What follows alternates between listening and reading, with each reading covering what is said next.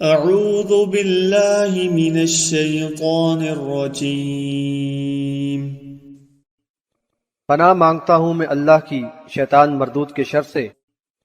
الم تر الى الذی حاج ابراہیم فی ربہ ان آتاہ اللہ الملک اذ قال ابراہیم ربی الذی یحیی ویمیت قال انا احیی وامید قال ابراہیم فإن اللہ یأتی بالشمس من المشرق فأت بها من المغرب فبہت الذی کفر واللہ لا یہدی القوم الظالمین۔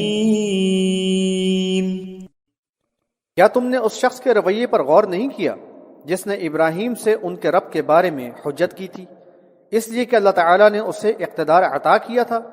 جب ابراہیم نے کہا میرا رب تو وہ ہے جو زندگی اور موت دیتا ہے، تو اس نے کہا کہ زندگی اور موت تو میں بھی دیتا ہوں۔ ابراہیم نے کہا اللہ تعالیٰ سورج کو مشرق سے نکالتا ہے، تو اس کو مغرب سے نکال دے۔ تو وہ کافر حیرت زدہ ہو کر رہ گیا۔ اللہ ظالموں کو ہدایت نہیں دیا کرتا۔ حاشیہ نمبر 288۔ دعوت کے ابتدائی دور میں ابراہیم علیہ السلام کو قوم کے ہاتھوں شدید آزمائشوں سے دوچار ہونا پڑا، اور بالآخر وقت کے حکمراں نمرود کے دربار میں پیشی ہو گئی۔ اللہ تعالیٰ نے اس کو حکومت و شان و شوکت عطا کی، تو اس کا تقاضا تو اللہ کی بندگی و شکر گزاری اور عاجزی و انکسار کا اظہار تھا، لیکن اس کے برعکس وہ کبر و نخوت کے نشے میں آخرت کو ہی فراموش کر بیٹھا اور اپنے نفس کو طاغوت بنا کر اس کا پجاری بن گیا اور لوگوں سے اپنی ہی بندگی کرانے لگ گیا۔ حاشیہ نمبر 289۔ ابراہیم علیہ السلام نے اس کے رعب و دبدبے سے قطعاً بے پرواہ ہو کر پورے عزم و اعتماد کے لب و لہجے میں مدلل دعوت توحید پیش کی، خالق و مخلوق کے فرق کو واضح کیا، اللہ تعالیٰ کی صفات خاصہ اور موت و حیات پر قدرت کاملہ کا بیان کرتے ہوئے اس کو جھنجھوڑا کہ ایک بے بس و مجبور مخلوق ہوتے ہوئے ربوبیت کا دعویٰ تو تجھے ہرگز زیب نہیں دیتا۔ اس نے اس محکم اور ناقابل تردید دلیل کو مان لینے کی بجائے کٹ حجتی اور مغالطہ آرائی کا طرز عمل اپنایا۔ مثلاً سولی پر چڑھنے والے قیدی کو آزادی دینے اور ایک آزاد آدمی کو سولی پر چڑھانے کے ظالمانہ اختیار کو اس نے موت و حیات پر اختیار کا رنگ دے کر مغالطہ آرائی کی کوشش کی، لیکن ابراہیم علیہ السلام نے حکمت سے کام لیتے ہوئے اس کی شاطرانہ چال کو ناکام بنا دیا۔ موت و حیات کی بحث میں الجھنے کی بجائے اس پر ایک دوسرا کاری وار کر دیا۔ فرمایا اللہ تعالیٰ تو سورج کو مشرق سے نکالتا ہے، اب اگر تو اپنے دعوے میں سچا ہے تو اسے ذرا مغرب سے نکال کر دکھا دے۔ اس انتہائی غیر متوقع بات پر نمرود متحیر و ششدر ہو گیا اور قطعاً لاجواب ہو کر رہ گیا۔ اب اس واقعے کے پس منظر میں ہم اگر اس امت کے علماء و مشائخ کے کارناموں پر نظر ڈالیں تو عقل دنگ رہ جاتی ہے۔ انہوں نے تو دور قدیم کے تواغیت کو بھی پیچھے چھوڑ دیا۔ شاہ ولی اللہ صاحب کے تایا صاحب نے موت و حیات پر قادر ہونے کا نہ صرف دعویٰ کیا بلکہ اسے ثابت بھی کر دکھایا۔ سامنے کھڑے ہوئے شخص کی روح قبض کر کے اس کو مردہ کر دیا، اور پھر کچھ لوگوں کی درخواست پر قبض کی ہوئی روح واپس کر کے اسے زندہ کر کے اٹھا کھڑا کیا بحوالہ انفاس العارفین۔ اس طرح انہوں نے پوری طرح اللہ کے اختیار موت و حیات میں شریک ہونے کا دعویٰ کر کے قرآن کی آیت بحوالہ سورۃ الفرقان آیت نمبر 3 کا صریح انکار کر دیا۔ حاشیہ نمبر 290۔ بڑا ہی ظالم ہے وہ شخص جو دنیاوی شان و شوکت کا دیوانہ ہو کر آخرت سے بے پرواہ ہو جائے، نفس کو طاغوت بنا لے اور اپنی عقل و شعور کی لگام نفس کے ہاتھ میں دے کر اپنی بڑائی کے جھنڈے بلند کرنے لگ جائے، پھر اس پر نہ آفاق و انفس کے دلائل اثر انداز ہوتے ہیں اور نہ نبی علیہ السلام کی مدلل دعوت۔ یہ عقل کا اندھا اپنے آپ کو اللہ کی ہدایت سے محروم کر کے دائمی عذاب کا مستحق ٹھہرا لیتا ہے اور اسی کو اپنی کامیابی سمجھتا ہے، اور اس طرح قرآن کی اس آیت کا مصداق بن جاتا ہے کہ آنکھیں ہی اندھی نہیں ہوتی بلکہ قلوب اندھے ہو جاتے ہیں جو سینوں میں ہیں بحوالہ سورۃ الحج آیت نمبر 46۔ یہ ایک طاغوت پرست کی مثال ہے جو نور ہدایت سے محروم ہو کر کفر و جہل کی تاریکیوں میں بھٹکتے رہنے پر راضی و مطمئن ہو جائے۔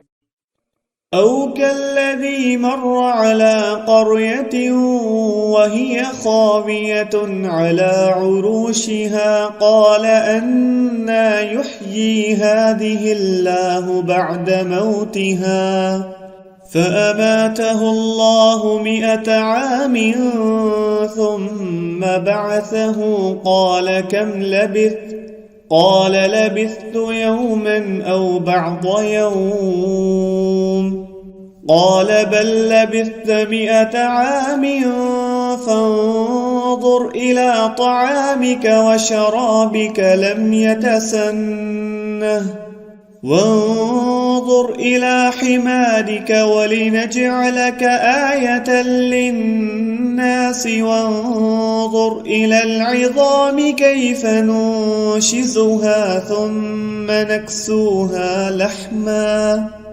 فلما تبين له قال أعلم أن الله على كل شيء قدير۔ یا اس شخص کی مثال پر غور کرو جو ایک بستی سے گزرا اور وہ اپنی چھتوں پر اوندھی پڑی ہوئی تھی۔ اس نے کہا کہ اللہ تعالیٰ اس بستی والوں کو موت کے بعد کیسے زندہ کرے گا؟ تو اللہ تعالیٰ نے اس کو 100 سال تک کے لیے موت دے دی، پھر اسے زندہ کر کے اٹھایا اور کہا تو کتنے عرصے اس حال میں رہا؟ اس نے کہا 1 دن یا اس کا کچھ حصہ۔ فرمایا بلکہ تو 100 سال تک مردہ رہا ہے، اور اپنے کھانے پینے کی چیزوں کو دیکھ وہ بالکل خراب نہیں ہوئی، اور تو اپنے گدھے کو دیکھ، اور یہ اس لیے کہ ہم تجھے لوگوں کے لیے ایک نشانی بنانا چاہتے ہیں، اور تو ان ہڈیوں کو دیکھ کہ ہم کس طرح ان کو جوڑ کر اٹھاتے اور ان پر گوشت چڑھا دیتے ہیں۔ جب یہ سب اس پر واضح ہو گیا تو اس نے کہا کہ میں جانتا ہوں کہ اللہ تعالیٰ ہر چیز پر قادر ہے۔ حاشیہ نمبر 291۔ انبیاء علیہ السلام کی دعوت کا اہم پہلو یوم آخرت کی جواب دہی پر ایمان و یقین سے تعلق رکھتا ہے، اور یہ حیات بعد الموت یعنی قیامت کے دن زندہ کر کے اٹھائے جانے کے عقیدے پر مبنی ہے۔ چنانچہ ان 2 آیات میں بیان کردہ واقعات کے ذریعے اسی بات پر زور دیا گیا ہے۔ یہ بستی کون سی ہے اور شخص مذکور جس کو موت و حیات کے مرحلوں سے گزارا گیا کون ہے؟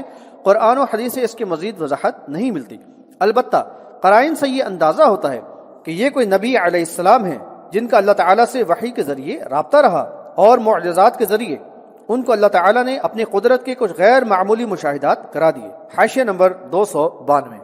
100 سال تک مردہ رکھنے کے بعد دوبارہ زندہ کر دینا ایک معجزہ ہے، اور معجزہ عام قانون سے ہٹ کر ہوتا ہے، لہذا اس سے تیسری زندگی کی دلیل لینا محض نادانی اور جہالت ہے۔ جیسا کہ عقیدہ حیات فی القبر کے حاملین 2 موتوں اور 2 زندگیوں کے قانون الہی کے خلاف اس سے دلیل لانے کی عبث کوشش کرتے ہیں۔ اس کے ساتھ ہی اللہ تعالیٰ کی قدرت کے یہ نمونے بھی سامنے آئے کہ اس طویل دورانی میں کھانے پینے کی اشیاء میں کوئی تغیر رونما نہ ہوا، جبکہ گدھا محض ہڈیوں کا ڈھانچہ بن گیا۔ پھر دیکھتے ہی دیکھتے گوشت پوش کو اس کی ہڈیوں پر چڑھا کے حیات نو عطا کر دی گئی۔ اس طرح قیامت کے دن مردوں کو نئے سرے سے دوبارہ زندہ کر دینے کی مشاہداتی دلیل فراہم کر دی گئی۔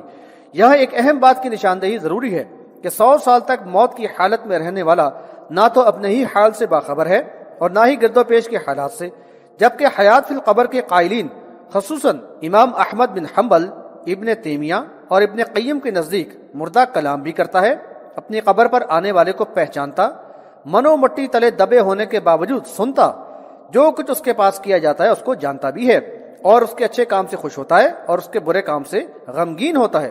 بحوالہ طبقات حنابلہ جز 2 صفحہ 261، مطبوعہ دارالکتب علمیہ بیروت، فتاوی ابن تیمیہ جلد 4 صفحہ 446-447، کتاب الروح صفحہ 5، ابن قیم۔ اندازہ کیجئے کہ قرآن و حدیث کے برخلاف قبر پرستی کے لیے کس قدر مشرکانہ عقائد گھڑ لیے گئے ہیں۔